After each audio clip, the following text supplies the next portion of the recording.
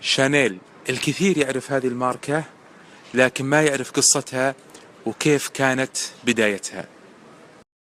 هذا الاسم نسبة لمرأة اسمها كوكو شانيل، واسمها الحقيقي غابريل بونور شانيل، وهي سيدة أزياء ومصممة فرنسية. ولدت عام 1883 ميلادي وتوفيت عام 1971، واستطاعت أن تدخل إلى عالم الأزياء بسرعة فائقة حتى أصبحت من أهم مشاهير العالم. هذه المرأة عاشت طفولة بائسة في دار للأيتام، وفي الدار تعلمت الخياطة بشكل ماهر، ثم تعرفت على رجل اسمه بولسان وساعدها في افتتاح متجر لتصميم القبعات.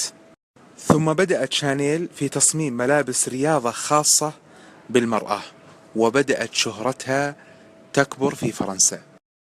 أطلقت أول عطر لها عام 1921 ميلادي تقريبا، ثم افتتحت متجر لبيع العطور.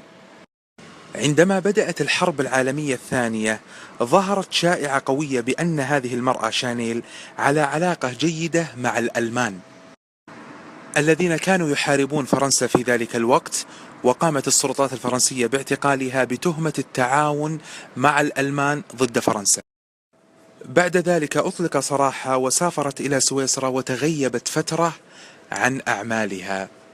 في عام 1953 ميلادي عادت كوكو شانيل إلى باريس واكتشفت مدى الشهرة التي وصل إليها ديور، وبدأت تعمل وتصمم من جديد. وفي عام 1957 نالت جائزة الأوسكار للموضة.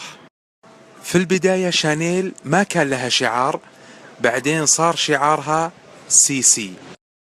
جاء للمصممة شانيل صاحبة الماركة رجل وحدد لها شعارين واختارت هذا الشعار سي سي، وهذا الشعار هو معنى لاسم شانيل المستعار، الحرف الأول من كوكو سي والحرف الثاني من شانيل سي.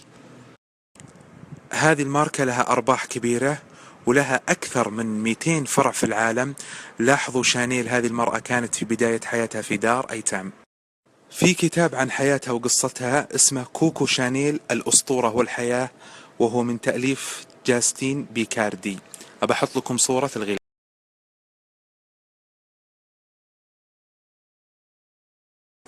توفيت شانيل عام 1971 ميلادي، وحطوا على القبر هذا الشعار سي سي.